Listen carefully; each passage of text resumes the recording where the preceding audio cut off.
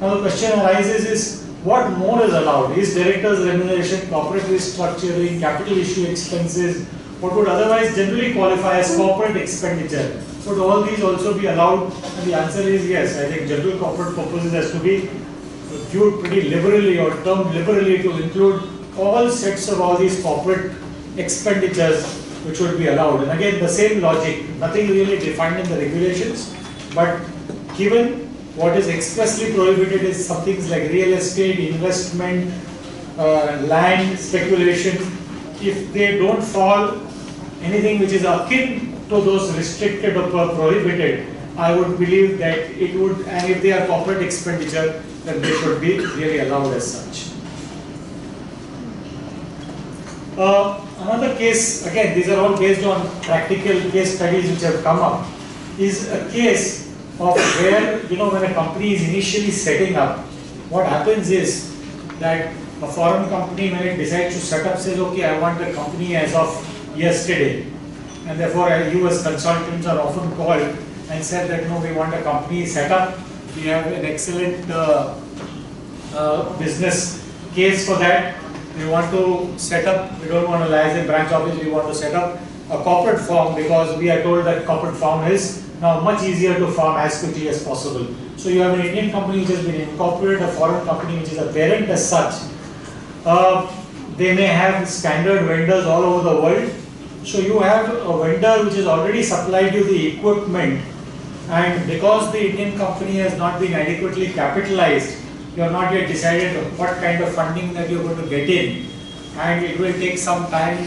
And very typically, as you all know, if you have two corporate directors, and these directors are people who are outside India, and by the time you figure out all your KYC regulations, and by the time you do everything, it takes quite a lot of time.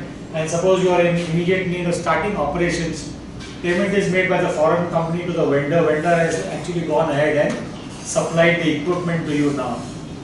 You have to now repay this money back either to the vendor or to the foreign company. Not to the vendor, because the vendor is already being paid by your parent as such.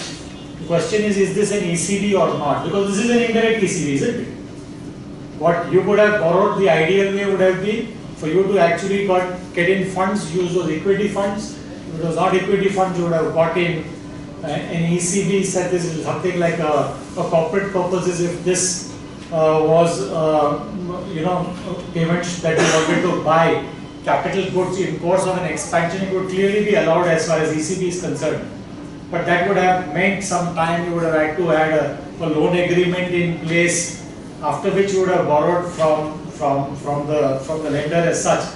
You didn't have time to do all that. So therefore, if the vendor has supplied to you, this is indirect ECB. We did try once to go back to the RBI and say that, look, please allow us to treat this as ECB. We commit that we will make a payment only after a period of 3 years. They said, no, this we don't treat as ECB.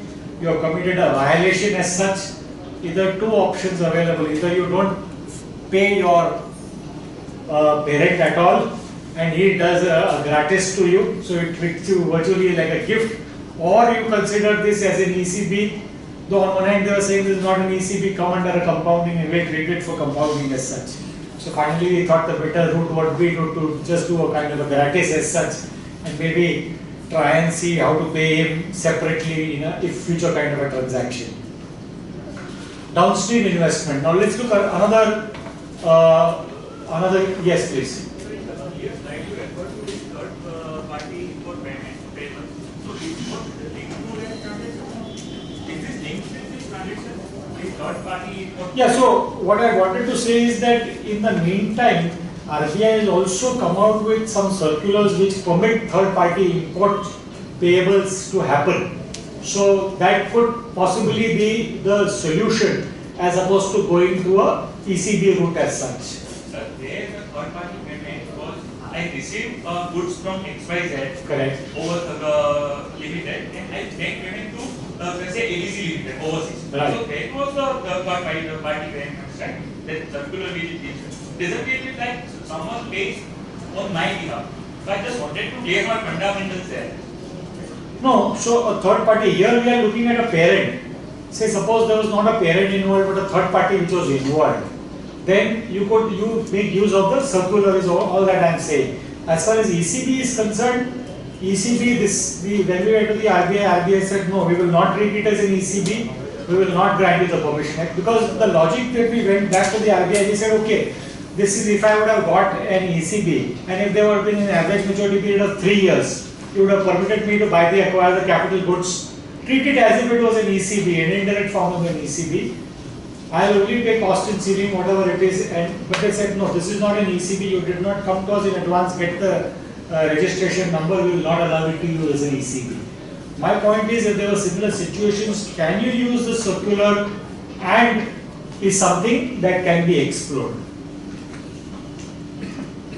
So we then move next to a case of a downstream investment, where, as you know, there is a case of,